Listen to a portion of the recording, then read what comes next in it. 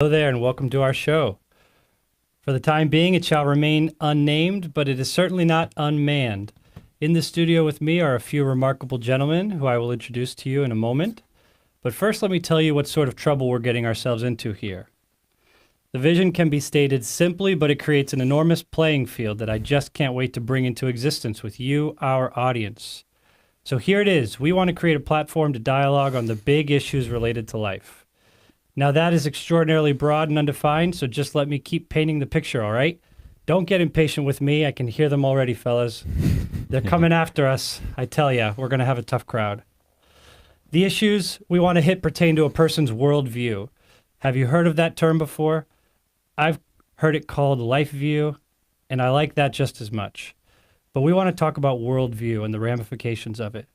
If you're going to see in this first episode that we are all living in accordance to a Christian worldview. For we are, in fact, Christians. Sorry, guys, I blew our cover. Oh, man. We not only respect but appreciate the fact that we live in a pluralistic society. In fact, I wouldn't have it any other way. And so that means the best idea wins. I believe Christianity to be an unbeatable idea in which is on offer to you, and so we wish to convey that in as meaningful of a way as possible. So far, the audience is our wives, friends, and family, but we're working on that. And so we're going to get to know each other in this first episode, and we're going to figure out what we want to talk about right now. As I said, the show is unnamed, but certainly not unmanned. And that concludes my introductory remarks. Let's get to the panel. Paul, I've just got 3 questions for you. Who are you? Why are you here? And what is your purpose in life? You got 3 minutes. Well, hopefully I can cover it in 3 minutes, or 30 seconds, I think. I'm a husband and father of 3. I graduated from Maryland Bible College and Seminary. I grew up in the church, and I'm the son of a pastor. And what were the second 2 questions? No, what's going on with you? Who are you? Oh, I live in Baltimore. I lived in Baltimore my whole life. I work and take care of my family, and I'm living life in faith and trusting in God for the details of life and the things that pertain to life. That's a big part of who I am, is the faith and what I believe, and how that impacts the decisions I make, how I react to the world around me, how I interact with people around me, and all that entails. I love hanging out with friends and family and getting to know new people and sharing my faith with them, and then also just getting to know God more and more as I study His Word and as I interact with those same people in church and in family. Awesome. So that's Paul Angelonis. He's with us here, one of the hosts on this show. We got Muhib. I just want to start by saying you guys sound so serious, and I know you're not this serious. All right. I'm just gonna be real with you. Okay. This is like a show where we wanna be real, Yeah. And I'm not putting these guys like Yeah. my blast. It's like a curveball. I'm just All right. throwing a curveball at them. I'm Mohib. I'm the skinniest man alive, and True that. this is true story, guys. I'm really skinny, but that's not really what matters. I'm a young ordained pastor. Yep. I can get in trouble. Like, it's amazing when you are young and ordained. There's a lot of things can go wrong, right? And you can easily lose your ordination, like for just one stupid thing. And I hope this show, me being part of it, is not like something stupid. Like, I think we are a good team. We are young. We can be crazy, but we want to speak about something that matters. What else about me? I'm originally from the Sudan, so I have an accent. So get used to my accent. I think I have something to say with these guys. We don't know how this is going to end up, but we have hopes. We are in Baltimore, Maryland, so. Yep. What was the second question? No, you're good. That's you. We're going to come around to ourselves again. My name's Andy.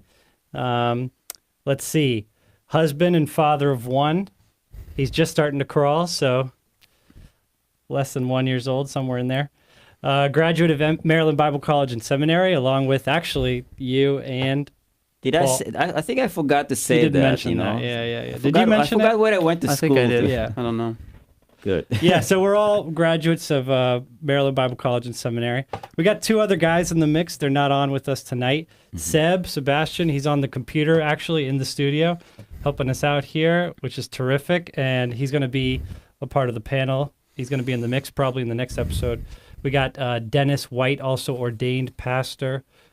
These guys we're all graduates of Maryland Bible College and Seminary, and we're coming together to do something, well, we haven't figured it out yet. That's why the show's unnamed. Yeah. But a little bit more about me, I suppose. I've lived overseas for 3 years. That's Lima, Peru, Brașov, Romania, and that's a part of who I am, I suppose. That kind of came out of being in a missionary-minded church, church planting organization. And that's a part of the reason why we're doing this. We're creating a platform for discussion on the big issues of life, right, related to the Christian faith, and incorporating our worldviews into our everyday lives, our walks of lives, which vary even at this table.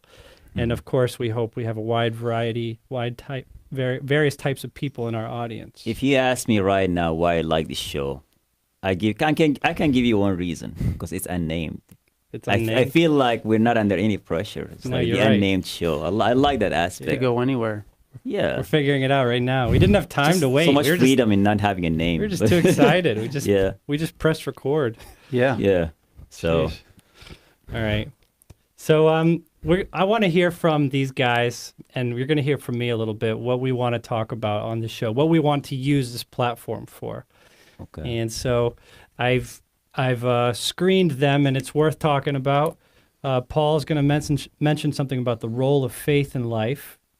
Muhib's going to mention something about speech that matters, which is what we're doing. We're speeching here.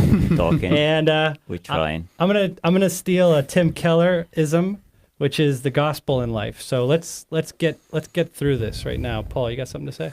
Yeah, so when thinking about what I wanted this podcast, or what I was hoping this podcast would be, is just a way that we can have, talk about the deeper things, like we said earlier, and just think about what role our faith is in our lives. How is it practical to live our lives in faith, and how does what we learn and what we hear in church apply to our everyday lives and what we have going on. And I think that it's kind of a big part of who I am, growing up in the church, growing up in a Christian school, and being part of a Christian family, or my father being a pastor. It was a big, part of who I became and who I am now, is the faith that I have in what God has done and who He is in my life.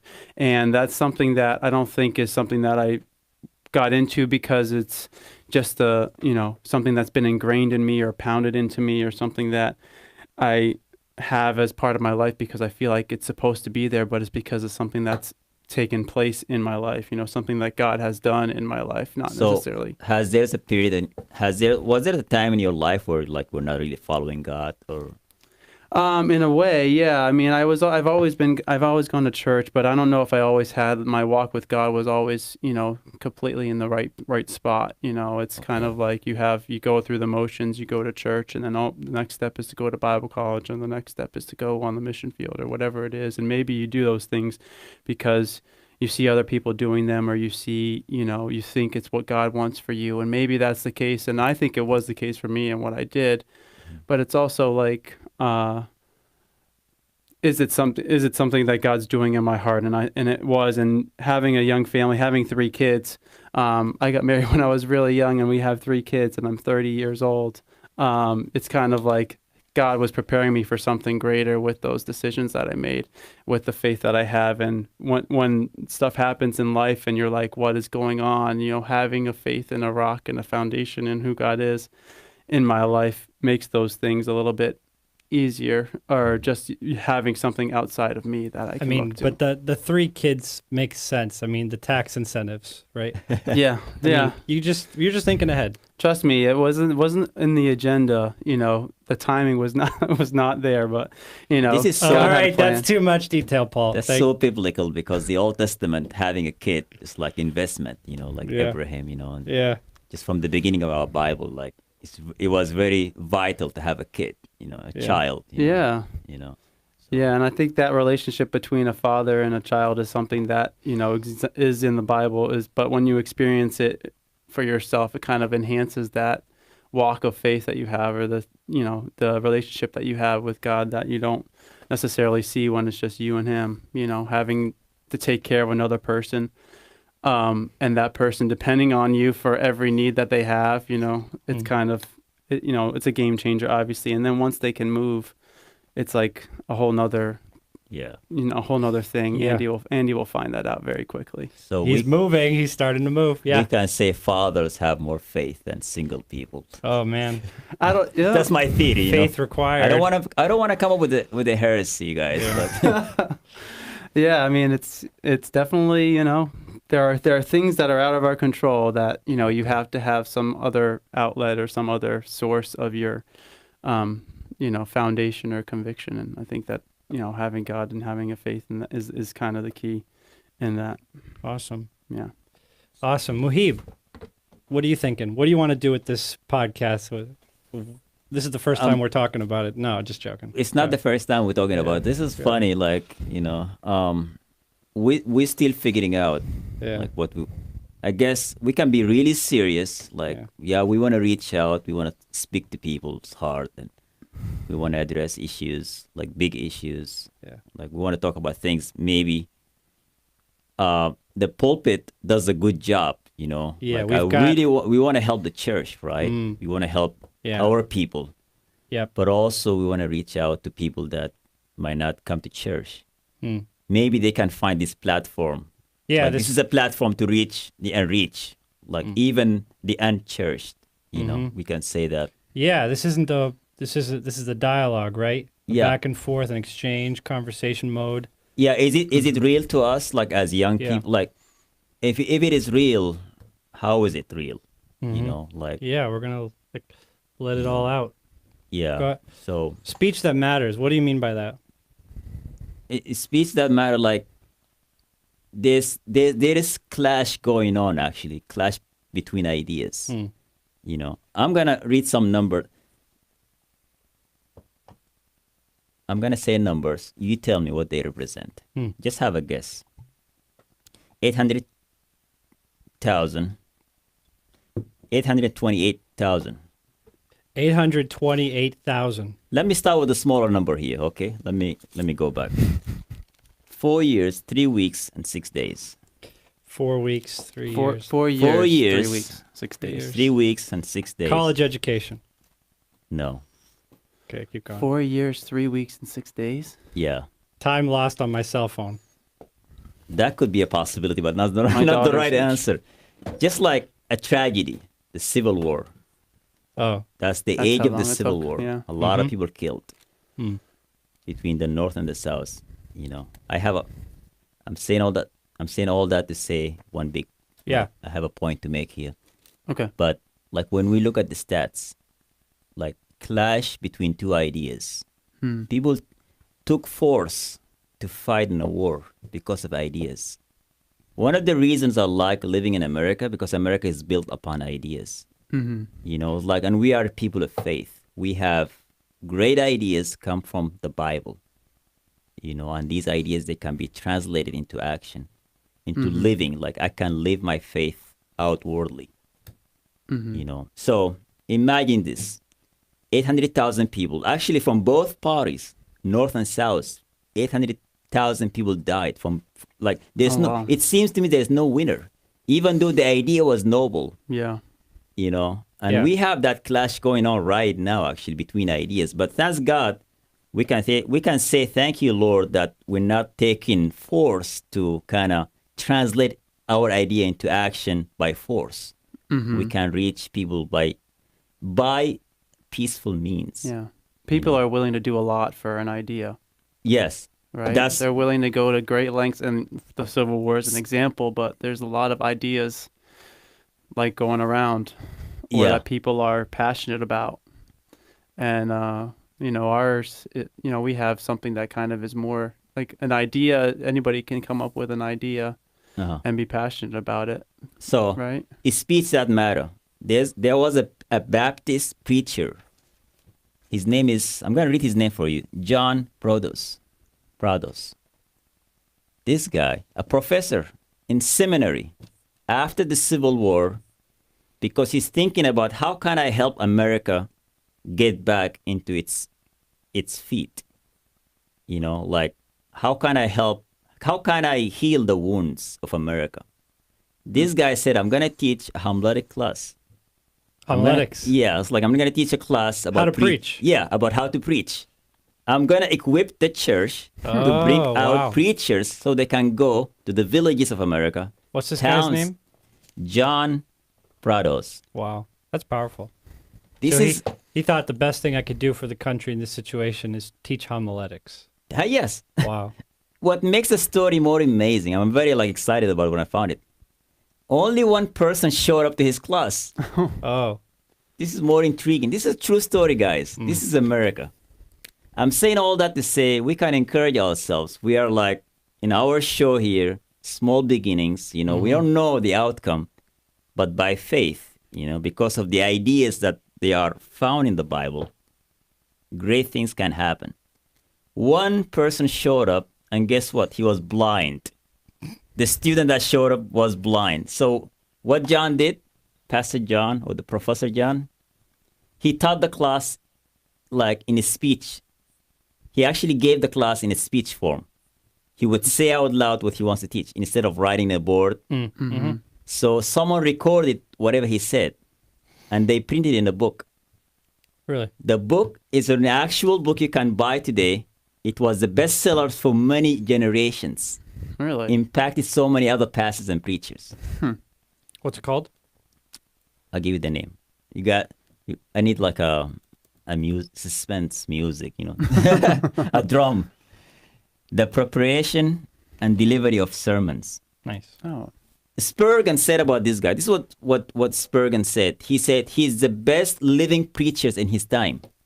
About John. He's speaking about this Baptist preacher. Yep.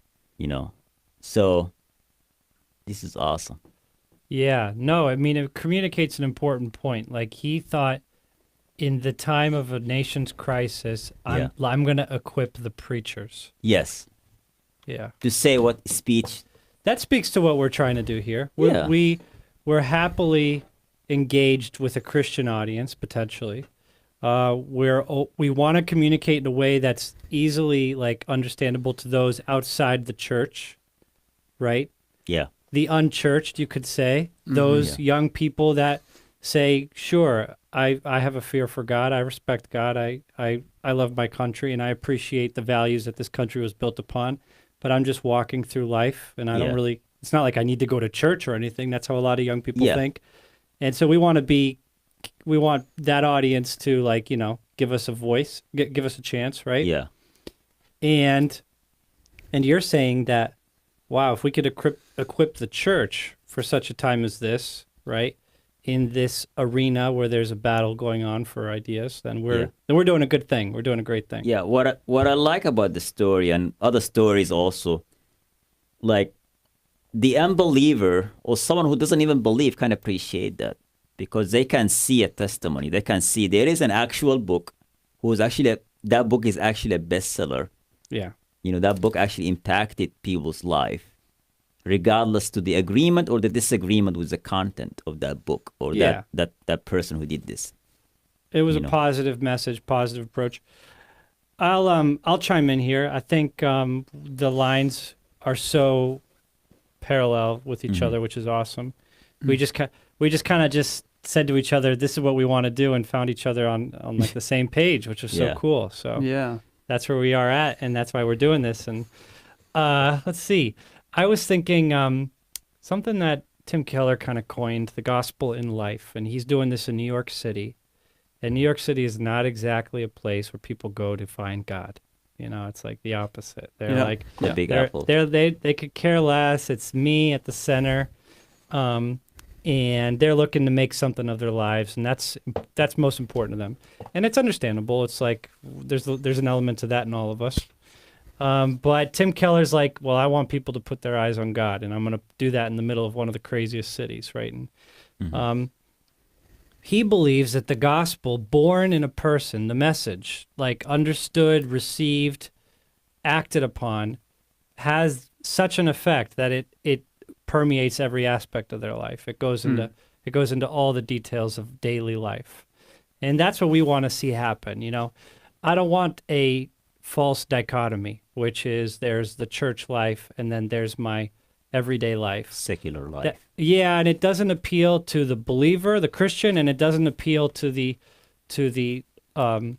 non-believer, to the secularist, right? The person that has nothing to do with a church and is not looking for God, right? It doesn't appeal to them, and it doesn't, like, why would I play the game called church, right? And that goes for the Christians and non-Christians alike.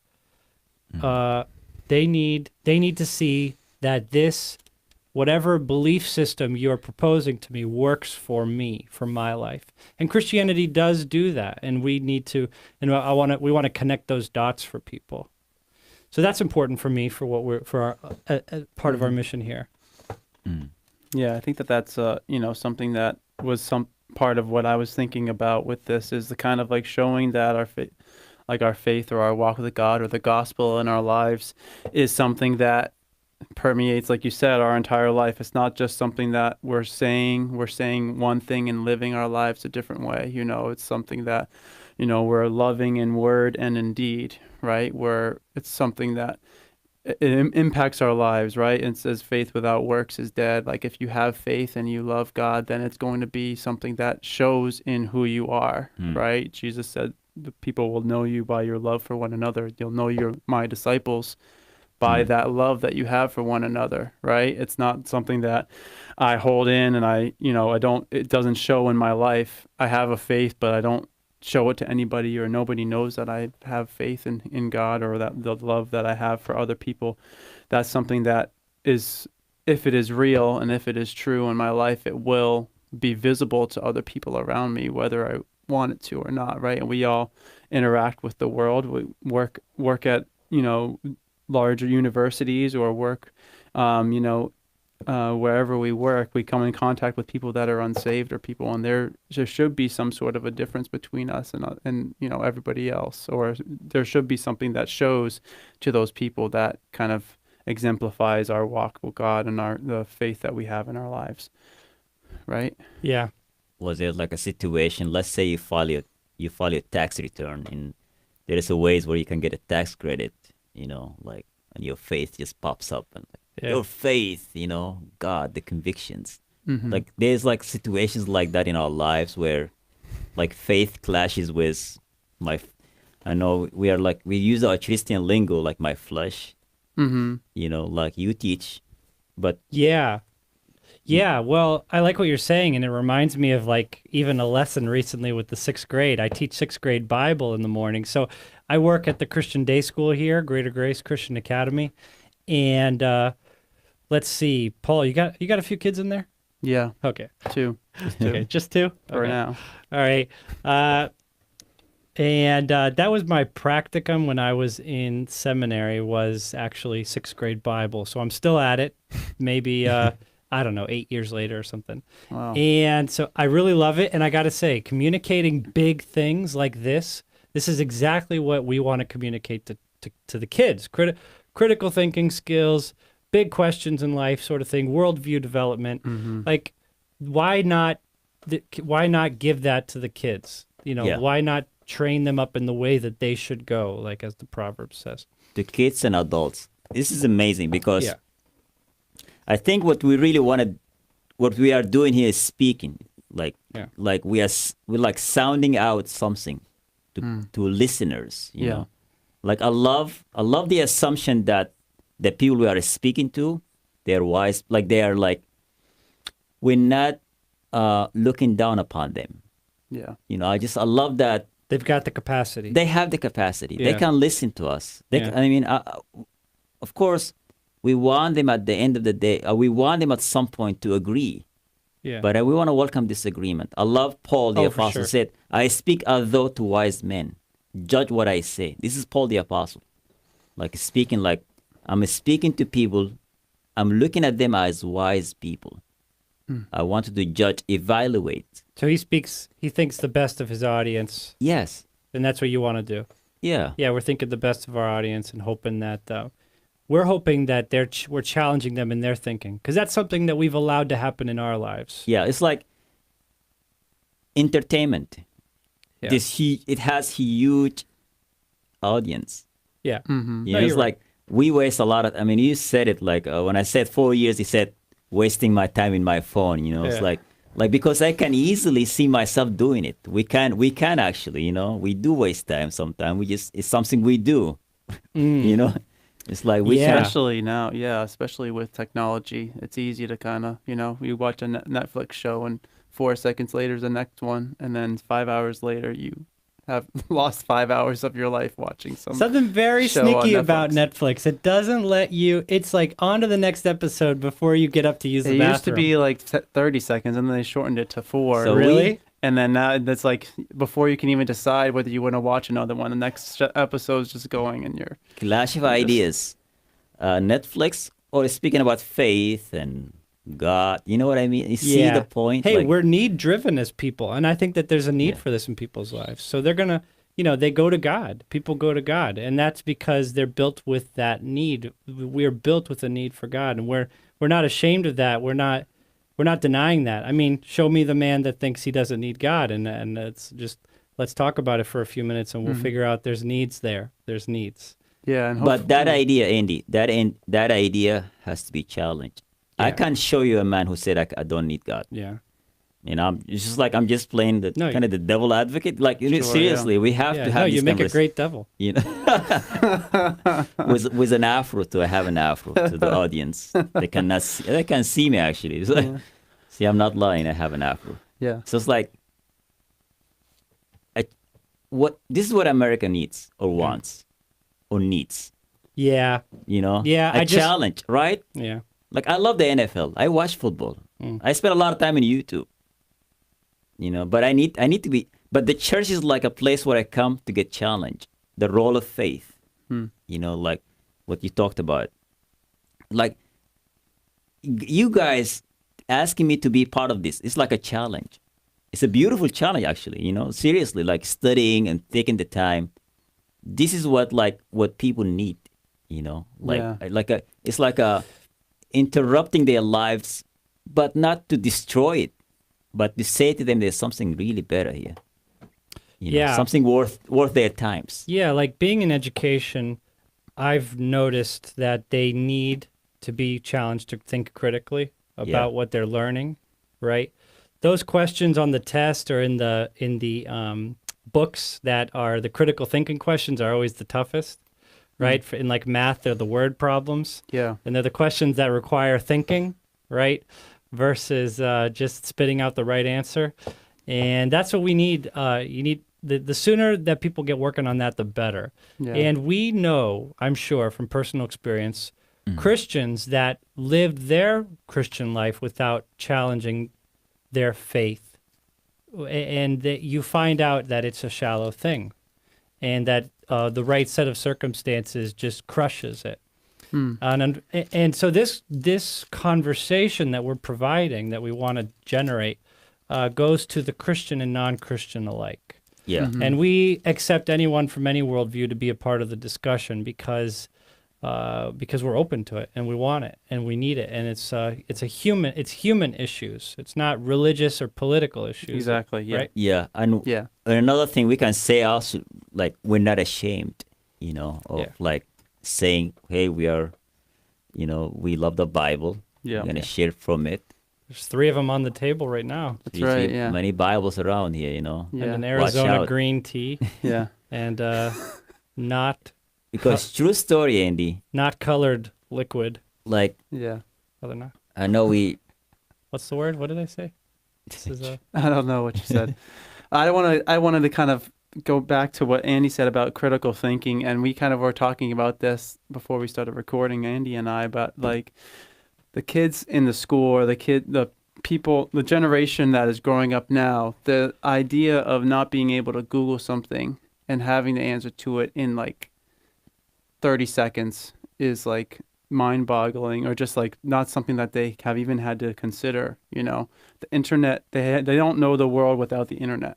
Okay. Having to work to get an answer, having to actually like not know something or like try to figure something out is something that's like foreign to them, because is not something that they've had to even encounter in their lives. Making kids work or think critically about a problem is something that is So you difficult think, for them, I think, in some ways, just I'm because just trying to everything's so understand easy. you. You think like they should use books more than they. Well, Oh. just I think understanding that idea, and as we relate to our audience or relate to people in our lives, like thinking about that, like, oh, like in some ways, I like to kind of unplug and be like, okay, I'm going to read from a book and actually look in the glossary and go and try to find, what I want from like, unplug or old school or whatever you want to call it. Just try to like challenge myself instead of having, Googling something or whatever the case is. It's a good exercise for us to have. And I think it's something that's good to teach younger people as well. Like you weren't always able to, God forbid the internet breaks and you have to kind of try to figure out how to go somewhere or what to do or answer a question or something like that.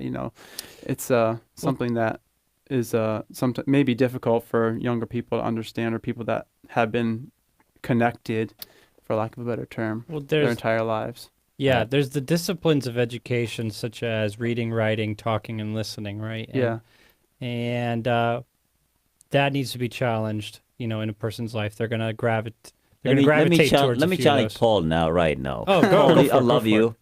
Let me Yeah. just say, the internet is not gonna break. No, Let's- yeah, I'm not. It's not going anywhere. That's Well, I true. don't know. You Let's never just be know. real here, guys. Bill Gates, his guys, this is their God. I don't say their God, but it's What going would nowhere. Jeff Bezos do, right? No, Yeah, I know. I mean, I He'd understand. like yeah. mailman, work for Yeah, I mean, I'm not saying it is, but I just think it's like kind of without having that idea or the skills to be able to like fend for yourself without having a machine tell you, especially as we become more and more reliant on technology Yes. as we grow up or as kids learn, as we teach children or people, or as we just like are learning more and more about the world around us. It's like, On a serious note, we do need that. yeah. But again, No, I get what you're saying. I yeah. love the internet. I mean, it's just like I cannot. I mean, No, I it's a can't great live, but resource, but yeah. everything I Yeah. said about the Civil War, Wikipedia, like it's online. Like it's just amazing. Oh, yeah. The wealth Well, of information. Yeah, no, I'm So- pushing for the internet. I'm rooting for the internet because then I can teach from home, right? Oh Forget traffic, going into work, dealing with no, we need you dealing with- bodily. We need you in person. So, but the reading, writing, talking, and listening thing, like, And speech. right, Or speaking. talking, right. So, like reading, writing, writing's active. They say reading might be passive, talking's active, listening might be passive, but they're all active, right? And they require training, development, exercise, similar to the human body, right? And the problem is that when you're just listening or reading, then you're not processing or thinking, digesting, mulling Yeah. over, meditating. And those are the disciplines lost with the just consumption, internet consumption. Exactly, yeah. And scrolling, right? Yeah, like everything. Second- yeah, sorry, go I ahead. mean, not to mention arthritis. Go Let's- ahead. No, I was just saying, like my son, he's 9 years old, right?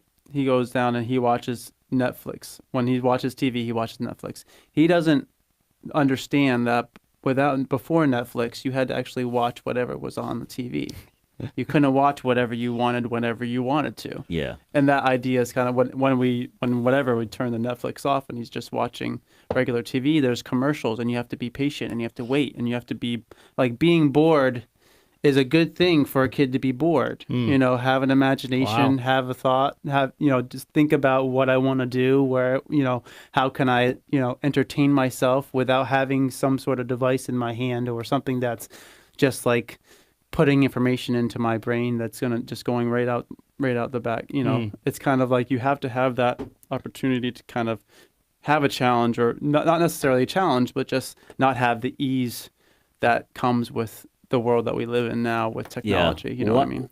One of the best thing, the church allowed me allowed me to see people, especially the people who've been in it for like a lot of time. They studied the Bible. They went to Bible seminary, like you guys. Like I can ask you now, just on the spot, you will bring a verse. Like if I say, Andy, like give me a verse about thinking. It's like Yeah. it's like this is amazing, right?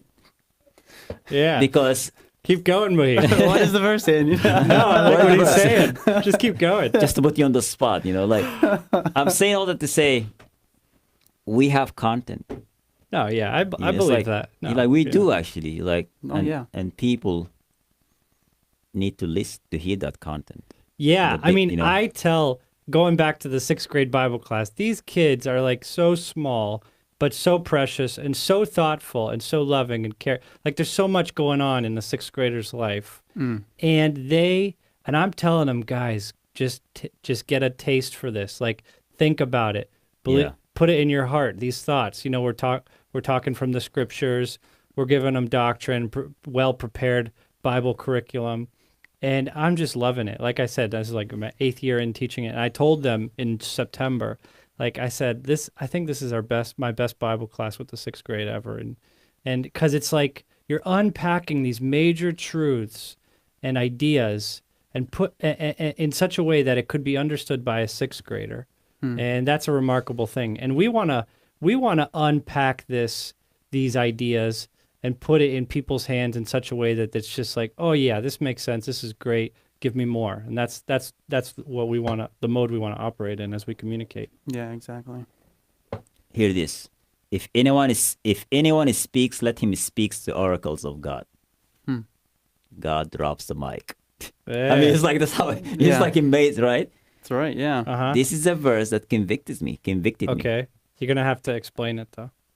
I'm If putting if you on are the going spot, to Mohib. speak, I love the spot. No, if you are going to speak, he speaks the thoughts of God, Oracles. oracles, the Okay. thoughts, his ideas. Yeah. Because there's another idea out there, right? Mm-hmm. There's Netflix. I mean, I love Netflix, but I'm just saying, Right. just not to condemn it or not. There's a way for me to access something else to fill my thinking, and once that whatever fills my thinking is gonna come out in my speech, right? So you're saying that verse is saying like challenging you In to this- yeah. get with the right content. Yes. And that's what we're trying to do, right? We're trying to Yeah. get people onto the right content. This is the content, like the ideas and the messages that have gripped our hearts, right? Yeah. As people, as individuals, as young people in the 21st century, right? Yeah. Like we want to translate that for people in a way that's like they can say, all right, I can do that. And I like this thought also. We're not better than anyone else. Like No. there are people who labor. They are still laboring. They have podcasts and shows, and they're like we're just part of them in the mix. We're learning. If you are listening and out there, you have an idea, you can reach. We are very accessible. You can. I don't know. At some point, we can put in our emails, and of course, we want people to reach out to us and just like, hey, you guys can do it better this way. We want to hear that also. Oh yeah, of course. I think that's where we're just dipping our toe in the water of what this could be or where we can go. Because there's so much, and I like the idea of we're giving some content that because there is so much that is available to people to and we only have so much time on our hands. So if we can have something that is dense or something that is concentrated content that we can kind of bring into people's lives. Maybe it's not, hopefully not too long, or it's not going to be the podcast that's 3 hours long that you need to listen, but hopefully within the time that the length of our podcast or the whatever material that we have or providing, it's something that can have an impact, and can be something that is strong or something that is concentrated that can really make people think, and then draw people closer to God, and then just what I think people miss too is the thinking process. Yeah. Like sometimes you communicate to young people in a speedy, it's like it's got to be fast. You've got limited time. They've got to get to the next thing. You got to get. That's how our schedules are, right? Yeah. But what we want to do, like the whole unpacking idea, is like we want to develop We want to develop for people the thinking process and put that on display. And I'll just mention like a few things that we've got a vision for this platform, right? This platform we want to do a few things with. We want to do a speaker series, right? Where we're going to bring in the experts or the guys with a little bit more experience under their belt, and we're going to dialogue with them. We're going to converse with them on specific subjects. Today's been very broad. We're just talking about things that are meaningful to us and that we want to use this platform for. But we'll get specific and people can see based on what they're interested in. They can follow and listen. We're going to do maybe some street interviews. Are you willing to allow Netflix people to come and make their case here? Oh, yeah, we want to hear from them. What's going on Netflix? Netflix represents the other side, the opposing team, no, I mean, I should be really careful using that commercial you're making enemies, Muhib. We don't want to get sued here now. Yeah, no. I mean, you got to watch something, right? So yeah, forget commercials, right? I'm with your son on that. We're very poor. We have nothing to offer. I mean, nothing to lose in a way. So we don't want to get in trouble with that. But what else were we talking about doing? The speaker series, live events. We'd love to do that. We want to get a video feed on our podcast so people can watch. Right, we want to be live occasionally. Field interviews, like in the street, talking with field people. Interviews, yeah. A website with a Q&A portion, so any one of us people could dialogue with digitally. They can talk with any of our speakers that we have on the show. They can send a question. We'll get it to them, and they'll get it answered for them. Okay. So people are going to have to stick around and see what about social media, YouTube? Social media, yeah, we'll do it. Yeah, what is IG I mean, whatever makes us the most money, Muhib. Yeah. No, I'll question your motivation. Okay. We don't have any Twitter or Instagram or anything like that. Because we don't have a name for our show yet. But at some point, just to refresh our minds, we have Pastor Dennis White, young pastor. Yes, he's great. Who else? Yeah. Sebastian. We got Sebastian. We got a Frenchman. He's French. Italian French. Good football player. European football. Yes. Good fantasy football player. That's American football. Wow. Who else? Maybe. That's it. No, that's it. That's our crew. Yeah. The five. The five. Okay. Yeah. Not on Fox. So far we are nameless. I'm doing a recap here. I'm just trying to piece things together. Could we think off the air, please?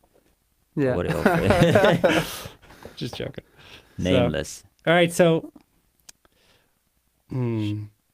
yeah. Should we finish it up, you think? How are we going to go from here? Do we have more time? Yeah, we do. Well, what did we have? Did you have anything else on your introduction? Did you go into do you want to expound on the Timothy Keller thing that you talked about earlier? Yeah, so the goal there with Gospel in Life, I mean, he's got this city renewal mission for his church. And we are affiliated with members of a church planting organization, right? Greater Grace. It's got 600 plus churches in 70 countries or so, give or take a few, right? That's pretty good. That's pretty good. Yeah, very good. Right? It's not Starbucks or McDonald's, but we're up there. And we get around. We've got conferences going on all year round, all over the world, right? Our senior pastor gets around. We're going to have him on the show. We've got major conferences that take place in Europe and in North America. So I like hitting the cities. We want to talk about, because the city are the culture generators, right? They generate the culture. Culture is a very global thing now. It's not just in the confines of a particular country, but it goes beyond borders. And so Tim Keller's saying if we're going to have an impact in this generation, we're going to have to hit the cities. And that's what we're already doing that. It's just an opportunity to better equip the people in those cities. Open this up for dialogue as opposed to pulpit ministry, which is what this whole organization is founded on, solid pulpit ministry. But this is going to be two-way conversation, more informal, and more practical and open for debate, right? Thank God people in our church don't just stand up, start arguing with the pastor, but we're going to have a little bit of that, and we're going to welcome it. But because it's natural, questions arise, feelings disagreements, and that's got to get hashed out. And that's why we're going to do what we're going to do. Because people on the street, they ask questions, Yeah. might not ask in the church, For sure. Yeah. Just like, Yeah, and there's topics that are discussed that aren't discussed necessarily from the pulpit that are important topics to discuss, that we can maybe hash out or talk about amongst ourselves, or just get an idea and see what the Bible says about it. Hearing from, I think one thing that I'd like to see us do is have conversations with pastors from different countries and different cultures and see like what their challenges are in those places. Obviously the pastors in yeah, Oman or in China or wherever they are have their own challenges, and kind of seeing like what it's like and understanding what it is. You hear Yeah. sometimes you hear from them, whether it's at a conference or whatever, they have 8 minutes or 10 minutes to speak or something like that, but maybe getting a little bit more, or we hear, get those videos from overseas, but having something where you can kind of talk and just let them share what's going on in there, and we can kind of hopefully share that with people here or people around the world, so that it's kind of a little bit more and can provide some publicity for those different churches or just some ideas about them. Yeah. So this is awesome. Mohib? I was just gonna say the Bible covers everything, but because of balance, the pulpit maybe like they look for balance sometime, and just Okay. like also the capacity of people, Yeah.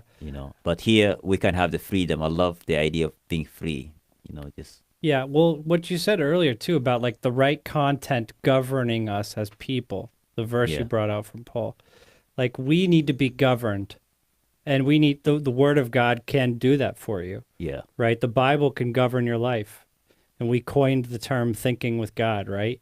yeah, We got a whole devotional booklet dedicated to that concept, thinking with God. Like, is that a not statement to of interrupt you, Yeah. but we need to impact like explaining the phraseology, like Oh, yeah. these words we use, I we was need gonna to- do that, Mohib. Sheesh. Okay, I'll go for it. My God. I thought the I'm audience was just going to be thinking tough. too The fast. panel here. Worst nightmare. All right. So I'm gonna be, So- as I said, the advocate here. So all the right. devil No, advocate. yeah. So, like, is it out? All right. Where was I? thinking with God. Yeah. Thinking All with right. what? So, like, it's not a statement of arrogance, like, oh, you think you know the mind of God, but the mind of God has been revealed to man. That's actually what the Yeah. Bible's saying. That religion says I'm working my way to God. No, we're saying Christ was born in a manger. Yeah. Right? Hello, December 2018, right? Right. Like God came to man. And that's where it starts. We do communicate revelation, like God revealed himself. And that's just natural to human relationships anyways. It's actually common sense. But they say, "Oh, come on, God revealed himself to man." Well, how did this conversation start? You got to know us, we talked about ourselves, and so on and so forth. So revelation is all over in this world. And Yeah. why not God? If it happens in human relationships, God started the whole thing. Yeah, and I think that God has revealed himself to us, but there's also a lot of stuff that God hasn't revealed to us, and this is an opportunity for us to kind of like Can you give me talk an about example? those. That's good though, yeah. Like he hasn't I helped teach the intro to theology class in the Bible college here. Oh yeah. And we went through like 10 different aspects of theology, Jesus Yeah. being 100% God and man, God being made up of the Trinity, the Father, Son, and Holy Spirit, the idea of heaven and what that means and what heaven's going to be like. And there's so much in those concepts and those ideas that we have no idea Okay. really what see. they all mean entirely, right? And it's something that God has shown us. There's some things that he's shown us. He's given us a glimpse, but there's a lot of things that we're seeing through a glass darkly. Okay, That, I like the see. Bible says, like there's something there, but I don't know. I can't see exactly what it is. And that's kind of the faith and the hope that we have, is that, Yeah. God has revealed some things to us and is going to be revealing it all to us at one point. And we're living our lives trying to find more and more out about that. And the conversations we have with each other, and when they're, we can kind of talk about those things and learn more about those things from each other, from the Bible, from experts in a particular field, from people from different countries and cultures and all that stuff. And I'm looking forward to that, just personally getting, all those different, because we're all so different, right? Yeah. We're all from different countries. We're all growing up different lives, and we can share so much and like learn so much from each other. And I think the audience can learn a lot, and they can contribute, like you said, to us learning more about what God has for us in this world. Okay, in this wait. life. Commercial break. Do we have any commercials? No commercials. No sponsors so far. Where's no the money? sponsors. We're working on that. All right. Well, hey, that actually wraps up today's show. I mean, round one of many to come, and we're happy to have done this. This is our pilot season, so to speak. So please subscribe and follow the journey. This is going to develop into a whole new thing for us, and there's plenty of terrain to work with. So we're just launching. More to come. By That's right, faith, more to come. More to come, yeah. This was a great episode, guys. Thank you. Thank you. And to our audience, see you later.